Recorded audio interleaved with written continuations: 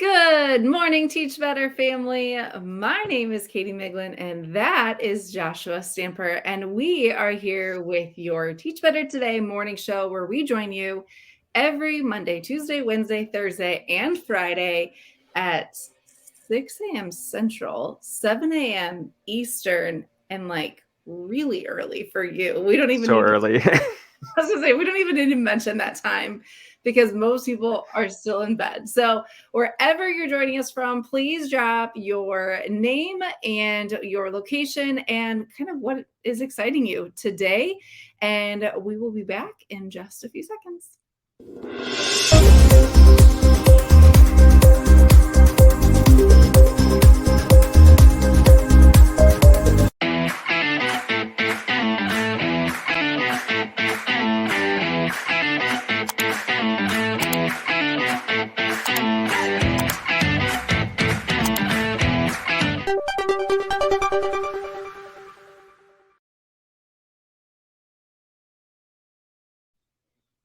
Good morning, Teach Better family. My name is Katie Miglin, and I have the pleasure of being here with Joshua Stamper this morning as we kick off your morning on Teach Better today. Hopefully, you've got something to drink. I am drinking iced coffee, though I feel like we're getting farther and farther away from iced coffee season. I feel like it's starting to get into like warm cup of coffee.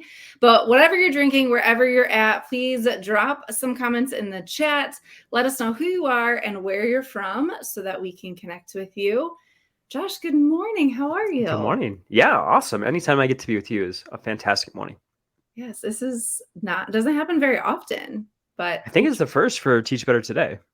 I think it is. I think you're right. Yeah, I was with Jeff a few times. I think Ray, and yeah. Okay, I like it. Well, we are super excited to be here with you today. It is kind of starting to get fall season, Josh. And I know last fall you were in a completely different location, but here in Yes. Illinois, it is like some days are like 120,000 degrees, and some days it's like I need a sweatshirt. So, what is it in Colorado? Yeah, it's pretty much sweatshirt weather. I mean, you can see I've got multiple layers on. It's like Oh, in the 50s this morning. So I'm loving it. I'm used to, the last 16 years we've been in Texas and it's right. hot well into November. So for it to already start to change and cool off in the morning and the evening, it's been a lot of fun to go outside, build a fire, have some time to like actually enjoy the fall. It's pretty cool. Because you're like in Texas, do they really have any fall weather or is it like just super short? It's super short. Yeah, it goes straight from like warm weather. You maybe get like 2 weeks and then it goes right into, colder winter weather, which winter weather is all relative in Texas. So, I mean, it's like where it is now in Colorado is winter weather. It's like 50s. So, I mean, there's not a whole lot of like fall colors on the trees or anything like that. So, you don't really get the full experience of the seasons. Yeah, because in Colorado, you probably get like the leaves change. I mean, there's like probably a drastic shift because snow will be coming soon. When does the snow typically fall in Colorado? Um, it will come here soon, but it won't like stay. It'll like Okay. flurry and then just melt. So, my kids are super stoked. All of them, all six are like ready for it. They've got their winter gear. I mean, they're ready to go skiing and snowboarding and all that kind of stuff. So we're pretty excited about the winter. Wow. I do not share that excitement. I'm not. Thankfully in Illinois, we have not had snow. I'm gonna like totally jinx ourselves. So we haven't had snow like really before December in a few years. So again, I'm jinxing ourselves. So You those are. of you in Illinois, I apologize when we get that blizzard in November, but it's luckily kind of shifted. But I'm with you. I like the fall weather. I like the leaves changing, the crunchy like hikes, all Yep. that good stuff. So I'm with you. But if you are somewhere that you don't get the seasons, I know there's people down south and different parts of the country and world that don't have different seasons. Yep. What is the weather like right now? Because typically this is where we would see like a shift in temperature. And this is all I know because I've only ever lived in Illinois. I'm not like you and have traveled the world. Well, I've had California, Minnesota, Texas, not Colorado. So yeah, I've gotten a full variety of weather for sure. What has been your favorite place for seasons? Probably Minnesota as far as seasons go. However, the winters get very, very long. But as I was far gonna as say, like isn't it just always scenery, winter? yeah, it's like 9 months winter. Yeah. But as far as like just beautiful landscape, I mean, you can't beat California with the oceans and the mountains right there. I mean, it's absolutely gorgeous. So we were Yes, a little sad to leave California. yes. If you are a person in California and you have a connection and would like Teach Better to come to your school, you can just email me directly at katie@teachbetter.com, and I am happy to show up at your school. However, I did learn, Josh, we talked about this yesterday. I did learn that there are some places in California with a California address that get snow, and something about that doesn't feel right. It So, goes away from what most people perceive, and that's like Southern Cal, which is like pretty warm year round. But yeah, when you get into Northern California, because you got to understand like how long right, of a that's state it true. is going north, it's when you get into Oregon and Washington, they get pretty crazy winter weather also. So yeah. If you are in one of those places and you would like any professional development in the winter months, you can email chad@teachbetter.com. He is happy to come your way, as I prefer nice warm weather. Honestly, I can do like 60s, 70s. Like, I'm fine with that. I'm not too picky. Just no snow, please. All right, Josh, we have a really good topic today, and I'm excited to get into. Are you ready to switch over to our team talk? Yeah, I'd love to. I think I know what the topic is, so I'm pretty excited. Okay, let's get into it.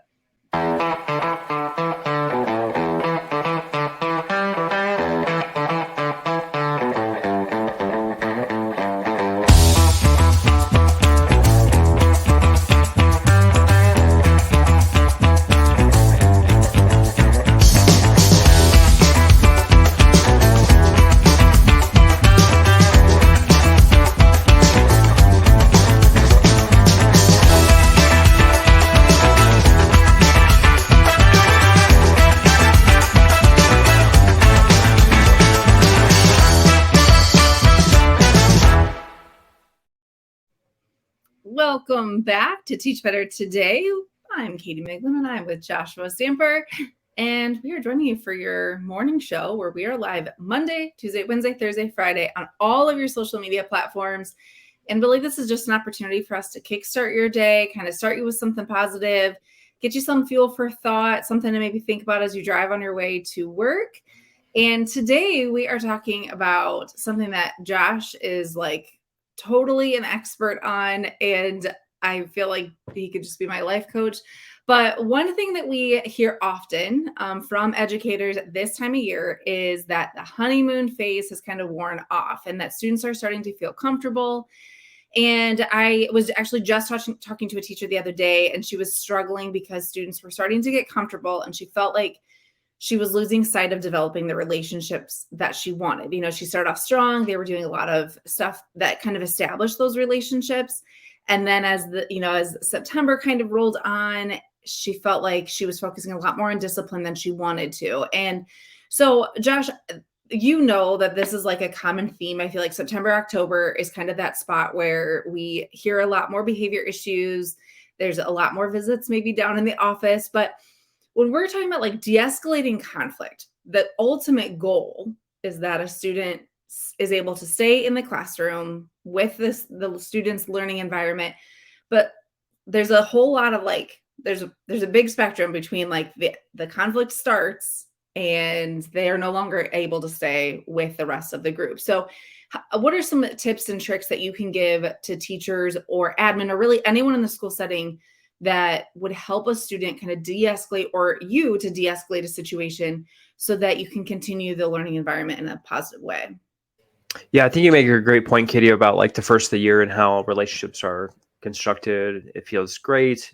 Everyone's excited to see each other at the beginning of the year. And then as the month goes by, typically things start to break down. And a lot of times the strategies that we use at the beginning of the year, we don't continue throughout the school year. And so what happens is that it's all work all the time, and the students have a lot going on at home, bring it onto the campus, or maybe it's social media or a breakup with a girlfriend, boyfriend. Like there's a lot of components, right, that get brought into the classroom. So with de-escalation strategies, the main concept that we used to have with our teachers is to make sure that we're still having a productive conversation with them, one that's like we are modeling the correct communication strategies. And if you're at a heightened state yourself as a teacher, then maybe, just having that student go into a neighboring classroom or go into the hallway or something just for a quick break. We used to do, uh, these types of strategies where we had other people that we could call on to come into the classroom to relieve the class so that we can go and have that conversation that's really imperative with that student. And so it was called a push in. That's what we named it. But there's a lot of variations to this, but it allowed the teacher to still have a strong relationship with the student. So that way it wasn't like, go to the office Yeah. and then I'll see you tomorrow. And the kid is angry at the teacher, at the kids in the classroom. Nothing gets solved. And then they come back into that environment and they're extremely angry still. Mhm. And they were like, you know what? The teacher doesn't like me anymore. I don't want to be in that class. I'll go to the counselor, try and get a schedule change. I'll go and get my parents upset so they can come to talk to the administrators to get them out of the class. I mean, like, we've all seen this happen. So it allows the teacher to have a chance to say, you know what, I value this relationship. It's extremely important and I want to work this through. And, we may not have common ground, but at least we can find something where, we can show some love to the student and let them understand, like, I'm not giving up on you. You might have had an issue, but I'm still here for you even the next day. So, Josh, one thing I feel like we hear often is the time, because I'm imagining like I taught 40, like my classes were like 45 minutes.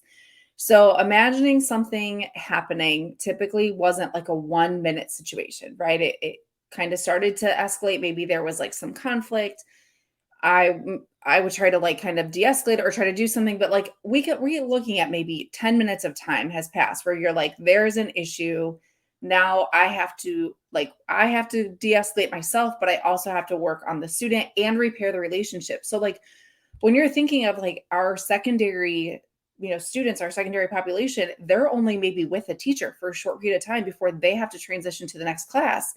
So what are your recommendations when that situation is happening? You've got 30 other students in the class that need to be educated or something. Like, how do you make the time work where then that student can continue on their day and have a better day versus this like being kind of their their day? Yeah, so I don't know if you hear that in the background, but someone's jackhammering in my neighborhood, so I apologize for that. I love it. but Welcome to but Colorado. yeah, welcome to Colorado. So yeah, as far as that goes, what we did was we turned our ISS room into a social emotional learning space. And Okay. what the idea was is for the student to have an opportunity to de-escalate and then be able to then turn around and go back into the educational environment once they've gotten those strategies, once someone has met with them. Maybe a restorative circle occurs, which is another rabbit hole we may not have time to go down. But, the main point, though, was with all of those things. Like, for instance, if a teacher needed a break because they were at a high emotional state, the idea was always to come back with that student prior to the next day, Okay. because we want to make sure that there's an opportunity for things to be kind of hashed out, and that the relationship was in repair prior to that student coming back into the educational environment. So if it couldn't happen at that time, I mean, we all know crazy things happen. It might happen maybe 5 minutes left in class. You Right. don't have that opportunity before kids switch classes. I mean, there's like 1,000 different scenarios. So what we Right. wanted to do was to make sure that the student at least had an opportunity to calm down, learn those strategies that were important, so that way they could have a good day moving forward. And I mean, sometimes with kids, I mean, when they're in an escalated state, it does take them 30 to 45 minutes to Mhm. to calm down, to even hear what's going on.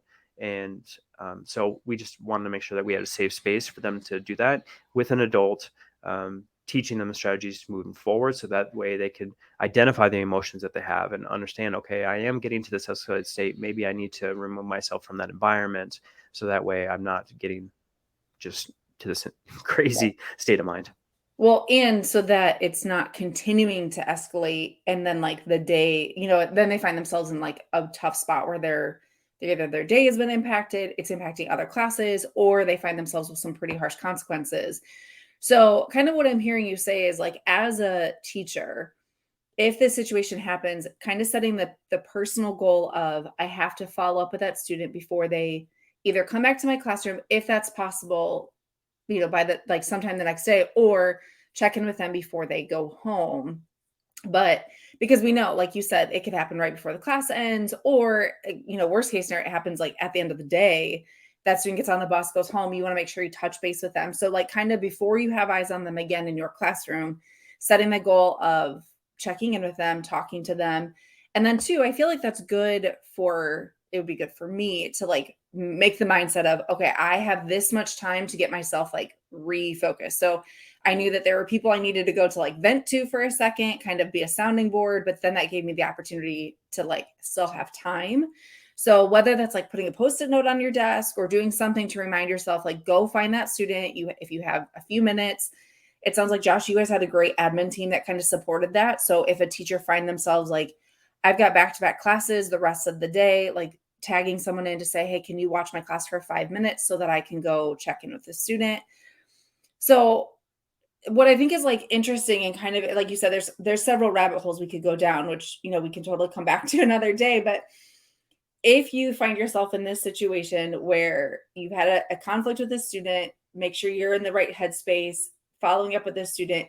But then also, if you feel like there's some systems maybe not that are in place in your building, that maybe needs to be addressed as well. You guys had a calming space for students. I know lots of buildings have some sort of calming space or some procedure to allow a student to de-escalate. But then also like, I'm just thinking like administrators get super busy, like the day gets super busy, but just knowing as a teacher, I could have called somebody and said, I just need someone to come in for 5 minutes. Maybe your admin team is super small. We know sometimes buildings have like just one admin. So it's like, well, who can be that person that you call and say, can you just step in for a few minutes so I can go, address this with this student? Or can I pull this student out if they're still in your room? But just being able to have some of those systems in place. So if you don't have some of those, it's a great opportunity early on the year to kind of evaluate that and say, hey, these are some things that I would like our building to have or our department to have, or, just kind of create that partnership with another colleague so that you have those opportunities. I think that's so, so valuable. Yeah, it can't be just all on the teacher, can't No. all be on the admin. It really is something that is a team effort. And thankfully we had a structure in place and enough people to buy into the idea that, there were some things that were lacking on campus, and it doesn't fall just on one person, right? It's a Mhm. whole team effort. And so, yeah, if you're feeling alone, I mean, it might be something where you need to go and check in with a couple of people to say, hey, maybe we just build this as a grade level team, and Yes. find some like-minded folks that want to help out for de-escalation and making sure that the relationship is always intact. And Josh, I assume that you're going to agree with me on this, but be proactive, not reactive. So don't wait for, especially if you just started the school year and maybe you're still living the sweet life of every student is doing exactly what they're supposed to. Maybe think through some of those things, set up some systems so that if there's a conflict, there is a plan for you and your colleagues and your students so that you are being productive in that moment versus in the moment realizing that you don't have some of the things we've discussed. So as you're maybe driving to work this morning, kind of think about some of the things Josh said, make sure that, and in those situations, you have a space for you to clear your head, de-escalate yourself, help the student de-escalate, but then also repair that relationship. I think that's super, super helpful. So if you're thinking, I need to do some work today and kind of figure some things out, make sure that you are proactive. But if you have any follow-up questions as far as what that like actually looks like, Josh, your campus did it sounds like pretty dang well. So they can connect with you. 100%. Yep.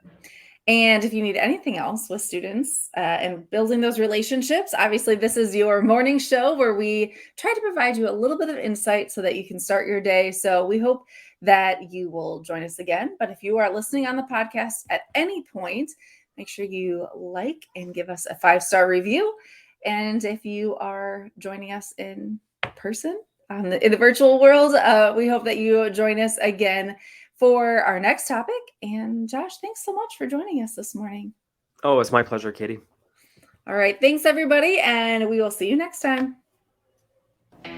Hey, Teach Better community. Thank you so much for joining the Teach Better Today morning show every single weekday at 7 a.m. Eastern. We have so many resources for you outside of this live stream at teachbetter.com, including blogs, podcasts, and professional development that will bring our team to your school. Wherever you are listening from this morning, please make sure you are sharing and celebrating the incredible educators in this world. And hey, if you are listening over on a podcast to Teach Better Talk, we would love a 5-star review. The comments are always so entertaining. We'll see you tomorrow.